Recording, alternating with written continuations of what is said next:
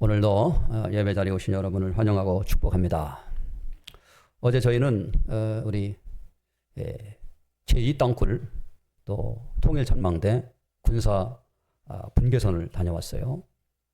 거기 가서 느낀 것은 이 조그마한 대한민국이 이렇게 남북으로 갈라져서 서로 총을 겨누고 또 우리 젊은이들이 그곳에 가서 또 이렇게 근무하는 이런 환경을 보면서 참 우리나라가 빨리 통일이 되면 얼마나 좋겠나 하는 그런 생각을 했습니다.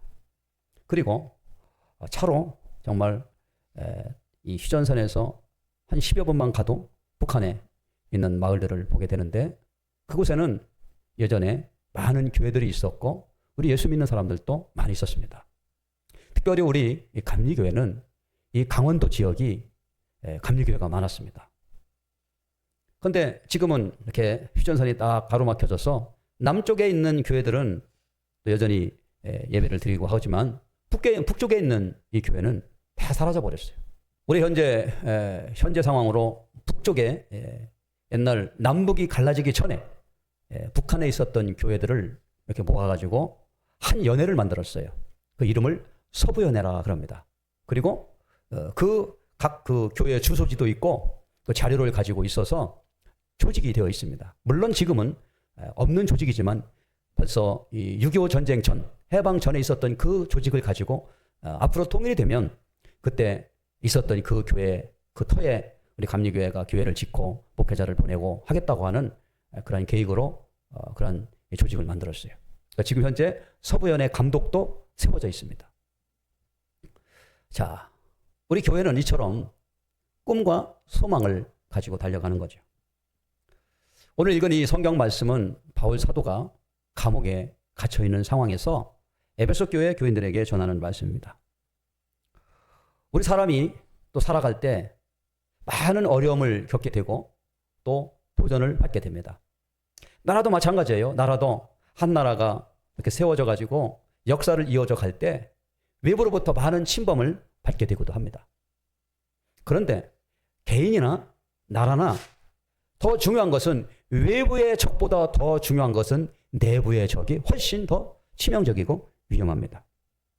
세상 사람들은 다 자신들이 보는 관점에서 세상을 바라보아요. 때로는 예수 믿는 사람들을 이해하지 못하는 사람이 많습니다. 저 사람들은 생기긴 멀쩡한데 왜 저렇게 예수를 믿는다고 저 고생을 하나 이해를 못해요. 다 자기가 보는 관점에 따라서 그렇게 다르기 때문에 그렇습니다. 또한 이 바울 당시에 예수 믿는 사람들도 동일한 생각을 했어요. 왜냐하면 자신들을 가르치고 자신들에게 와서 설교하고 같이 이렇게 함께 생활했던 이 목회자였던 바울이 결국에는 잡혀가지고 감옥에 있는 이런 소식을 들으면서 에베소에 있는 성도들이 낙심을 한 겁니다. 왜 그렇습니까? 아니 예수 믿으면 좀 잘 되기도 하고 또 복도 받고 그래야 되는데 결과가 왜 저렇게 꼭 감옥에 갇히나. 아이고 우리도 잘못하다가는 저 바울처럼 감옥에 갇히는 것으로 인생 끝나면 어떡하지? 그러한 두려움을 갖게 되는 것이죠. 자, 바울은 이 지점에서 자신을 믿고 따랐던 그리고 자신 때문에 예수 복음을 듣고 믿음을 가지고 있었던 에베소 교회 교인들 또 다른 또 지역의 성도들에게 그 말을 꼭 하고 싶었던 거예요. 여러분, 제가 예수를 믿고 또 이 고난을 당하는 것은 정말로 여러분에게도 영광이 되는 것입니다. 라고 그렇게 얘기해요. 자, 13절인데요. 그러므로 너희에게 구하노니 너희를 위한 나의 여러 환난에 대하여 낙심하지 말라. 이는 너희의 영광이니라. 그렇게 이야기하고 있습니다. 아마도 바울은 자신이 내면이 이렇게 흔들리고 갈등했었으면 아마 여기까지 오지 못했을 거예요. 그러나 바울은 자신이 만난 예수님 때문에 자신이 경험한 예수님을 경험하면서 흔들림이 없이 정말 여기까지 올 수 있었어요. 사도행전 9장에 가보면 바울은 이렇게 이야기합니다. 나는 다른 제자들 예수 믿는 사람들을 박해하기 위하여 위협과 살기가 등등하여 대제사장에 가서 내가 저 다메섹 회당에 가가지고 예수 믿는 사람들을 잡아오려고 하는 그 공문서를 내가 청할 정도였다. 이렇게 얘기해요. 다시 말하면 체포영장과 같은 것을 가지고 간 거예요. 바울은 그 당시 예수 믿는 사람들이 이해가 가지 않았어요. 왜 멀쩡하게 놔두고 왜 예수를 믿냐? 그 이해가 가지 않았어요. 그래서 더 마음속에 분노가 차가지고 예수 믿는 사람들을 적대감을 가지고 갔던 것이죠. 그런데 여러분 알다시피 바울이 예수 믿는 사람들을 체포하러 가는 도중에 무슨 일이 났어요? 다메섹이라는 길에서 예수님을 만나게 된 거예요. 다메섹에서. 다메섹에 가는 그 길에서 예수님께서 바울을 찾아오셨어요. 바울아 바울아, 사울아 사울아, 네가 왜 나를 박해하느냐라고 하는 그 말을 들었어요. 그때에 이 바울이 예수님을 처음 만난 겁니다. 그리고 앞이 보여지지 아니하고 며칠 동안 먹지도 못하는 이런 경험을 하죠. 그때 바울은 처음으로 예수님을 만나고 나서 예수님의 음성을 정확히 기억하고 그 예수님이 어떤 분이라는 것을 알게 되어졌어요. 그리고 그때 이후로 이 바울은 이제 예수 믿는 사람을 잡으러 다니는 사람에서 지금 어떤 사람으로 됐어요? 예수 전하는 사람으로 바뀌어졌어요. 자, 180도 다른 태도가 된 것이죠. 그리고 예수님께서 바울에게 하신 말씀처럼 이제 너는 나의 복음을 증거하기 위한 이방인에게 복음을 증거하기 위한 사도가 되라. 이렇게 말씀하셨어요. 이게 뭐예요? 바울에게 주어진 사명이에요. 사명. 여러분, 우리의 인생을 살면서 가장 불쌍한 사람은 병에 걸린 사람도 아니고 가난한 사람도 아닙니다. 어떤 사람일까요? 가장 불쌍한 사람은 소망이 없는 사람이에요. 미래에 대한 소망이 없는 사람이 가장 불쌍한 사람입니다. 왜냐하면 우리 인간은 소망이 있을 때 자신이 살아야 되는 이유를 알게 되고 또 자신의 삶의 목표를 찾아갈 수 있습니다. 그런데 바울은 예수님을 만나고 나서 이때부터 사명이 생겼어요. 내가 예수 전하는 사명을 하나님이 나에게 부여하셨다라고 하는 그 마음을 갖게 된 것입니다. 그래서 바울은 그때부터 바로 회당에 나가서 복음을 증거하고 예수님을 알지 못하는 사람들에게 말씀을 증거했어요. 그때 무슨 일이 일어났어요? 놀라운 일이 일어났어요. 예수님을 알지 못하는 사람들이 바울이 전하는 이 복음을 듣고 예수님을 믿기 시작을 했어요. 그리고 바울이 전한 예수님이 이 기적도 행하셔서 바울이 손을 얹어 기도할 때에 병든 자도 고침을 받고 귀신도 떠나가는 이러한 일들이 일어나게 된 것입니다. 결국 바울이 이렇게 하루하루 1년, 2년 시간을 보내면서 예수 복음을 증거했더니 예수님을 전혀 알지 못했던 그 지역에서 뭐가 생겼어요? 교회가 생겼어요. 그리고 그 교회에서 이제 성도들이 생기기 시작한 것입니다. 이 에베소도 그러한 교회죠. 에베소에도 바울이 와서 3년여 동안 복음을 증거했는데 이곳에서도 예수 믿는 사람들이 생겨나고 이제 교회가 생기게 된 거예요. 근데 문제는 이렇게 신앙생활을 하게 되는데 이 신앙생활을 할 때에 많은 장애물이 있다는 거예요. 장애물이. 어떤 장애물이 있을까요? 가난한 거예요. 예수 믿는 사람들이. 서머나 교회 같은 데 보면 경제적인 활동에 불이익을 겪기 때문에 사람들이 가난하게 되는 겁니다. 또 박해를 받게 되는 경우도 많이 있어요. 그러다 보니까 이 에베소에 있는 교인들 마음이 흔들리기 시작하는 거예요. 낙심하기 시작하는 거예요. 이제 예수 소망을 가지고 살아가야 되는데 환난이 오고 시험이 오니까 이런 것들을 극복하지 못하는 겁니다. 오늘날도 마찬가지죠. 우리가 예수 믿는다고 열심히 신앙생활하고 하지만 내 안에 계속적인 환난이 오고 어려움이 오면 믿음이 흔들려요. 흔들립니다. 자, 정말 예수님이 계신가? 나에게는 왜 이런 고난이 계속되지? 의심하기 시작합니다.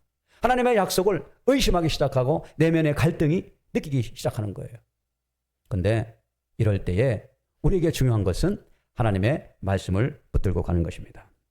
바울은 비록 감옥에 갇혀 있지만 그 곳에 있으면서도 불구하고 절대로 흔들리질 않았어요. 왜 그럴까요? 바울은 예수님을 만난 경험이 있기 때문에 그래요. 예수님을 많이 경험했어요. 첫 번째 다메섹 도상에서 예수님을 경험했고요. 그리고 바울이 여러 지역을 다니면서 전도할 때에 예수님께서 바울에게 말씀해 주셨어요. 바울아, 두려워하지 말아라. 이 성에는 내 백성이 많다라고 하는 소식을 고린도 지역에 가서 전도할 때 바울이 들었어요. 그리고 바울이 루스드라라고 하는 지역에 가서 복음을 증거할 때에 나면서부터 안진뱅이 된 그 사람을 예수의 이름으로 기도하니까 안진뱅이가 일어났어요. 많은 사람들이 야, 이것은 기적이다 라고 하면서 바울의 말을 신뢰하기 시작을 했어요. 그래서 어떻게 됐어요? 예수님에 대한 믿음의 확신을 갖게 되었어요.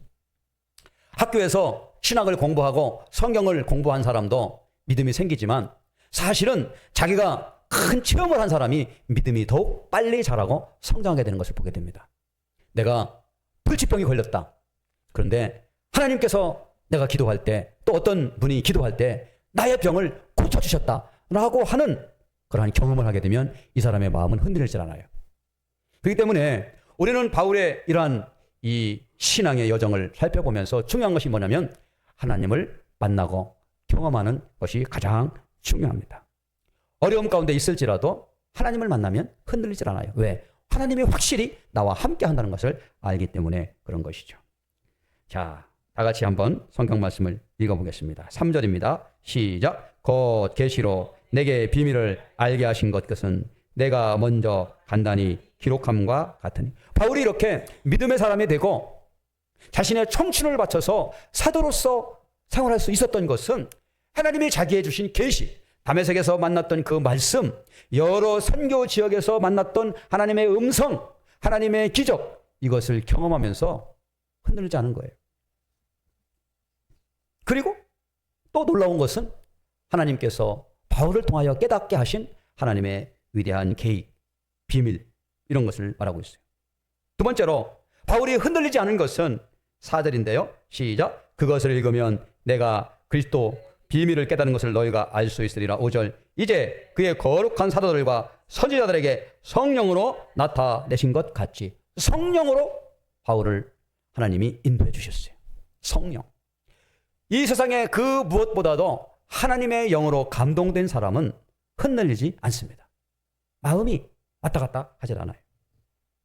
자, 그래서 바울은 3절, 4절 이렇게 얘기합니다. 내가 감옥에 있으면서도 예수님에 대한 그 믿음이 흔들리지 않은 것은 첫 번째, 계시가 있었다. 3절, 계시. 곧 내게로 계시. 두 번째, 5절, 성령으로 하나님이 나에게 나타나셨다. 내주셨다라고 하는 거예요. 성령으로 나타나 주셨다. 그리고 세 번째,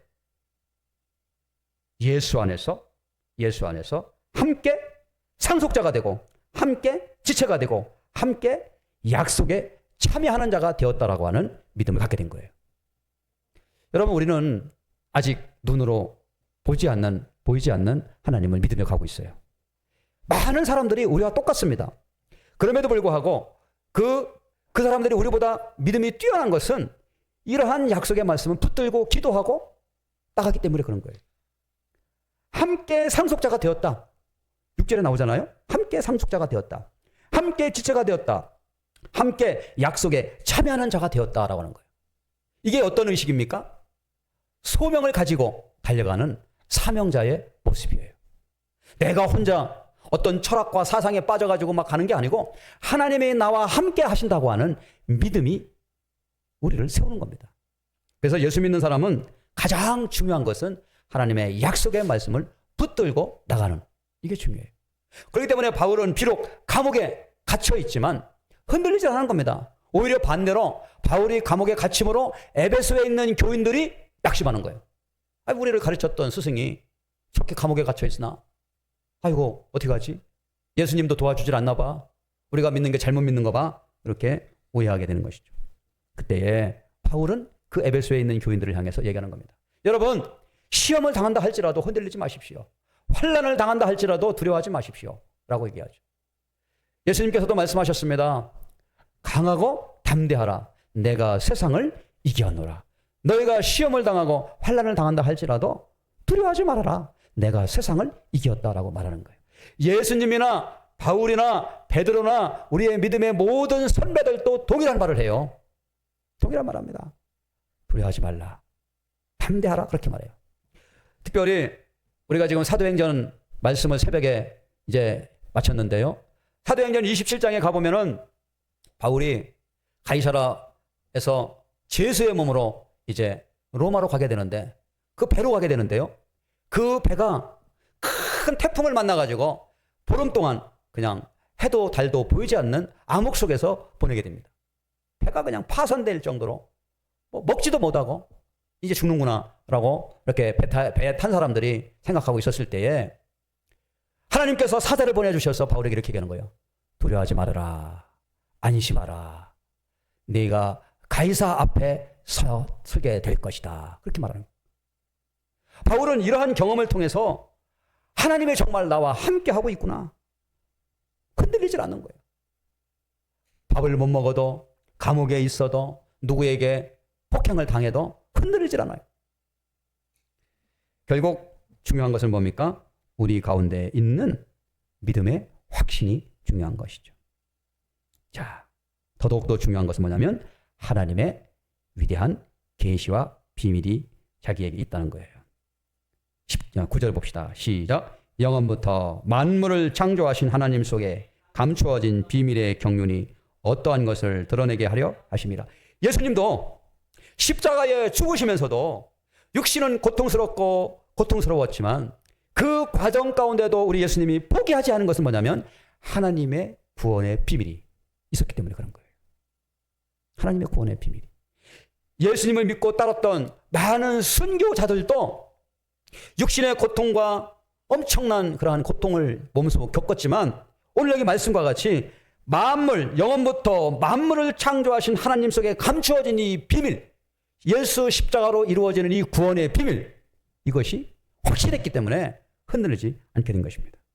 그리고 이 비밀은 어디를 통해 나와요? 10절 시작. 이는 이제 교회로 말미암아 하늘에 있는 통치자들과 권세들에게 하나님의 각종 지혜를 알게 하려 하심이니. 그렇죠. 그래서 이 교회가 중요한 거예요. 그래서 이 교회가 꼭 필요한 것입니다.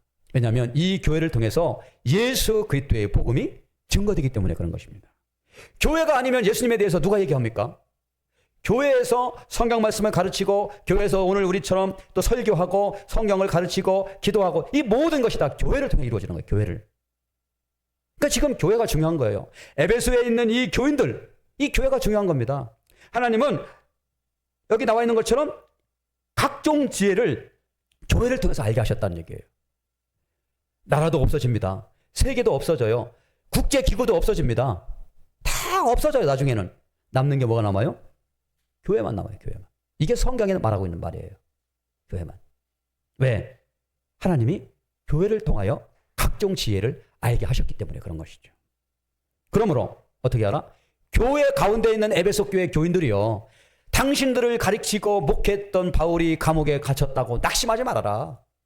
하나님의 위대한 계획과 비밀이 교회를 통해 이루어진다라고 이야기하죠.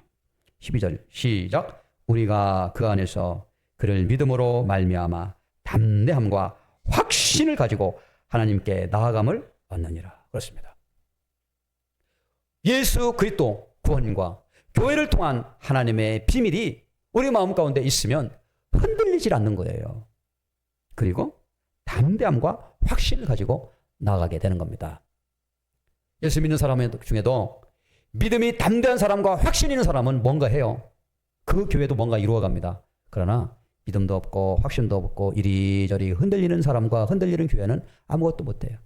우리가 지금 수요일 날마다 7교회, 소아시아 7교회에 대한 얘기를 하는데요. 각 교회들마다 특징이 있어요. 그런데 라오디게아 교회, 이런 교회들은 믿음에 확신이 없어요. 담대함도 없어요. 교회는 교회인데 죽은 교회예요. 어떻게 해야 돼요? 새롭게 회복되어지는 거예요. 자, 그러므로 어떻게 하라? 13절 시작. 그러므로 너희에게 구하노니 너희를 위한 나의 여러 환난에 대하여 낙심하지 말라. 이는 너희의 영광이니라. 낙심하지 마십시오. 여러분을 향한 하나님의 계획이 분명히 있게 되는 줄을 믿습니다.